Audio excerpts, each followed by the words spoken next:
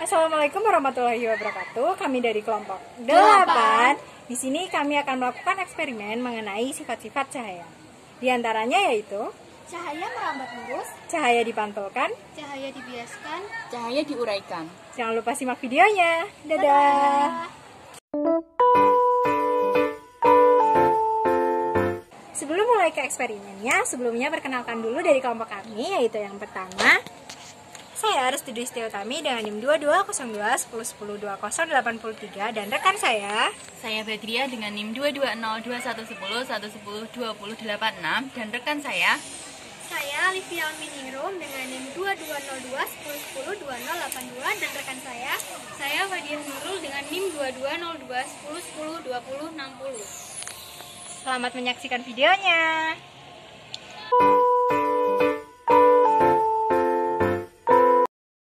Lampu senter. Kertas yang sudah diberi lubang. Papan dada.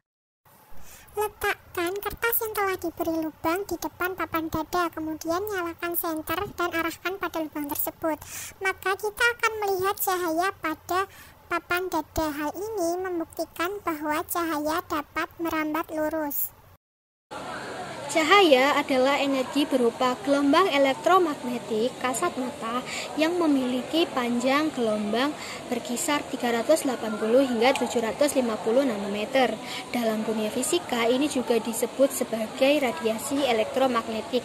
Seperti gelombang elektromagnetik, cahaya tidak memerlukan medium untuk merambat. Karena itu, ini dapat melintasi ruang hampa seperti apa yang dihasilkan oleh matahari dan bintang sebelum akhirnya sampai di bumi.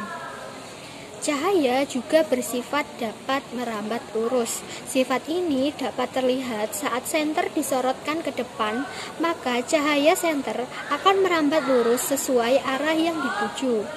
Rambatan cahaya dapat menembus benda bening ataupun transparan.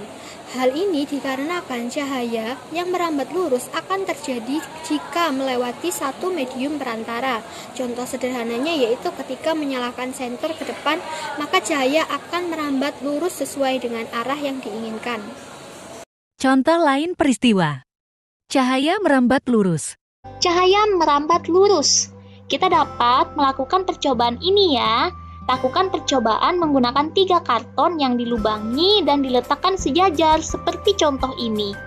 Saat lubang sejajar, kamu dapat melihat cahaya lilin, tetapi saat salah satu karton digeser, tentu kamu tidak dapat melihat cahaya lilin tersebut. Berdasarkan percobaan ini, maka cahaya lilin merambat lurus melalui lubang karton. Cermin.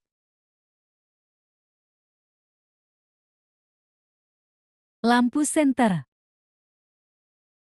Papan dada. Aturlah posisi papan dada dan cermin sedemikian rupa, kemudian nyalakan lampu senter pada cermin. Di situ akan terlihat pantulan cahaya pada papan dada. Pemantulan cahaya adalah proses perubahan arah rambat cahaya ke sisi medium asalnya setelah menumbuk sebuah bidang pantul. Secara sederhana, pemantulan cahaya adalah proses terpancarnya kembali cahaya dari bidang pantul. Hukum pemantulan cahaya sesuai dengan hukum Snellius, yaitu yang pertama, sinar datang, garis normal, dan sinar pantul terletak pada satu bidang datar. Yang kedua, besaran sudut datang sama dengan sudut pantul. Secara umum, pemantulan cahaya disebut sebagai suatu proses terpancarnya kembali paparan cahaya yang sebelumnya mengenai permukaan benda bening dan mengkilat. Proses munculnya pemantulan cahaya pada cermin datar ini terbilang sangat unik, karena sudut pantul dari datangnya cahaya sejajar atau sama dengan sudut datang apabila diukur dengan garis normal. Selain dari cahaya bisa dipantulkan, cahaya ternyata tidak memerlukan medium yang dijadikan sebagai alat untuk merambat dan menyebar. Karena itu, cahaya dengan mudah dapat melalui dan mengisi ruang hampa. Cahaya merupakan bentuk dari gelombang elektromagnetik kasat mata yang memiliki panjang gelombang mencapai 380 sampai dengan 750 mm. Karakteristik dari pantulan cahaya sangat dipengaruhi oleh bentuk permukaan benda yang memantulkan cahaya. Jika permukaan dari benda tersebut datar, cahaya yang dipantulkan bisa memantul secara sempurna. Berbeda dengan permukaan benda yang tidak datar, bentuk pantulan bisa menjurus ke berbagai arah hingga menjadi tak teratur. Macam-macam pemantulan. Yang pertama yaitu ada pemantulan teratur. Pemantulan teratur bisa terjadi atau muncul jika berkas cahaya mengarah atau mengenai bidang pantul yang datar serta teratur. Pemantulan cahaya yang terjadi pada permukaan yang rata adalah pemantulan yang sesuai dengan konsep datangnya cahaya dan pantulan cahaya. Yang kedua yaitu ada pemantulan baur. Pemantulan baur tercipta karena bidang berada dalam kondisi yang tidak teratur. Meskipun konsep pemantulan yang muncul tetap sama, sehingga contoh pemantulan cahaya dalam hal ini mempunyai sudut sama di antara sinar yang datang dan sinar pantul. Contoh lain peristiwa. Pemantulan cahaya. Nah, teman-teman di sini coba bercermin di depan cerminnya masing-masing. Tentu kamu akan melihat bayanganmu bukan di cermin itu. Nah, cahaya dapat memantulkan ketika terkena permukaan rata seperti cermin. Sehingga cahaya memantulkan kita di cermin. Ballpoint. Gelas. Air secukupnya.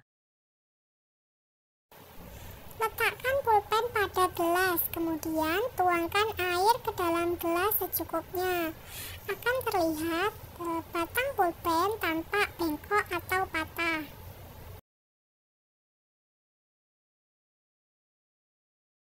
Pembiasan atau difraksi cahaya adalah peristiwa pembelokan arah cahaya ketika melewati bidang batas antara dua medium yang berbeda kerapatan optiknya. Pembiasan cahaya terjadi akibat kecepatan cahaya yang berbeda pada setiap medium. Hubungan antara sinar datang, sudut datang dengan sinar bias dan sudut bias dikenal sebagai hukum Snellius pada pembiasan cahaya.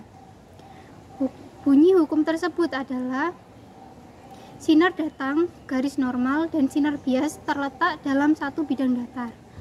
Lalu perbandingan sinus sudut datang dengan sinus sudut bias pada dua medium yang berbeda merupakan bilangan tetap yang disebut indeks bias. Penjelasan mengapa pensil tampak seolah patah adalah ketika sebagian batang pensil tercelup ke dalam gelas kaca yang berisi air, maka sinar datang yang berasal dari batang pensil yang tercelup akan melewati tiga medium, yaitu air, gelas, dan udara, hingga akhirnya sampai ke mata kita sebagai pengamat. Sinar datang berasal dari ujung pensil yang tercelup air merambat melalui medium air. Ketika mencapai medium kaca, maka sinar cahaya tersebut akan dibiaskan mendekati garis normal. Hal ini dikarenakan indeks bias kaca lebih besar daripada indeks bias air, sehingga kerapatan kaca lebih rapat daripada air. Kemudian dari kaca, cahaya bergerak keluar menuju udara. Karena indeks bias udara lebih kecil dari kaca, maka sinar dibiaskan menjauhi garis normal dan menghasilkan sinar bias 1. Dan sinar tersebut mencapai mata kita. Setelah terjadi pembiasan dari air ke kaca dan ke udara, maka dihasilkan sinar bias 2. Dan sinar ini yang didapatkan oleh mata kita.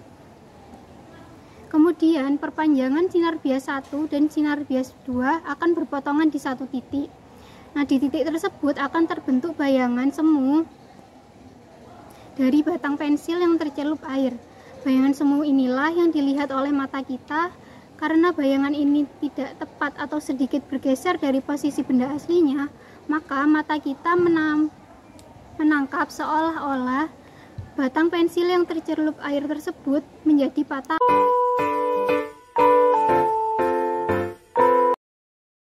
Air secukupnya. Wadah air. Cermin. Papan dada. Letakkan cermin pada wadah yang telah berisi air. Pastikan cermin terkena cahaya, maka akan terlihat warna pelangi. Nah, berdasarkan eksperimen tadi, ketika cahaya matahari mengenai cermin yang dimasukkan ke dalam air, maka cahaya yang dipantulkan memiliki berbagai macam warna. Berdasarkan peristiwa tadi menunjukkan bahwa cahaya memiliki sifat yang dapat diuraikan. Penguraian cahaya merupakan peristiwa penguraian cahaya polikromatik atau cahaya putih menjadi cahaya-cahaya monokromatik yang terdiri dari berbagai warna, antara lain Meijiku Hibimiu, yaitu merah, jingga, kuning, hijau, biru, nila, dan ungu. Penguraian cahaya terjadi karena perbedaan indeks bias dari setiap cahaya. Berdasarkan warna-warna tadi, cahaya yang indeks biasnya terkecil yaitu warna merah, dan yang terbesar adalah warna ungu. Contoh peristiwa penguraian cahaya dalam kehidupan sehari-hari adalah peristiwa terbentuknya pelangi ketika hujan. Bagaimana terbentuknya pelangi ketika hujan? Berikut penjelasannya.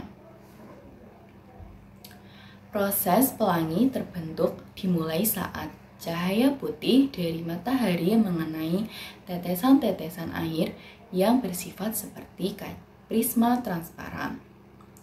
Cahaya putih yang mengenai tetesan-tetesan air itu akan dibiaskan, kemudian mengalami penguraian menjadi 7 warna yang nampak, atau disebut sebagai warna-warna pelangi yang terdiri dari Meijiku Hibimiu.